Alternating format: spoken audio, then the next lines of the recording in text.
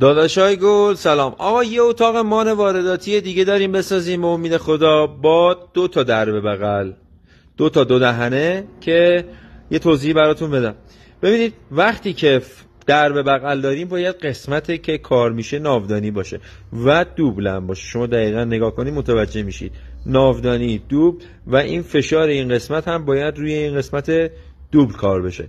این قسمت دوبله و قسمت بعدی هم روبرو مشخصه که ناودانی و دوبل کار شده. بقیه پایه ها تکه.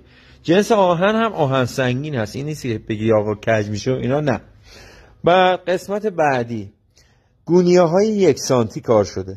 8 عدد یه طرف پایه ها کار شده و 8 عدد هم روبرو، قسمت روبرو، به خاطر اینکه اتاق باز نشه. و اکثرا میدونن، اکثر راننده ها وقتی فشار بار هست از این قسمت باز میشه.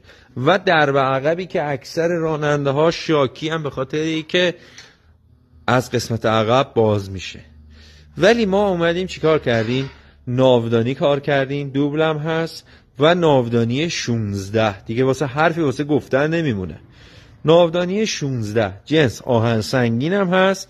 جالب تر از همه تودلیایی که زده شده. این تودلیا باعث میشه شاسی لوله نشه.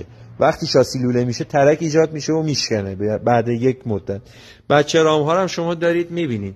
بچه رام ها یه تیکه کار شده و دیگه اصلا حرفی برای گفتن نمیمونه. این اتاق اگه مشتری درست استفاده کنه حداقل براش 15 سال اتاقه.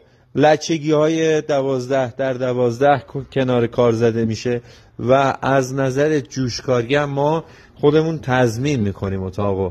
انشالله قسمت باشه برای شما هم یه اتاق سفارشی به این شکل بسازین.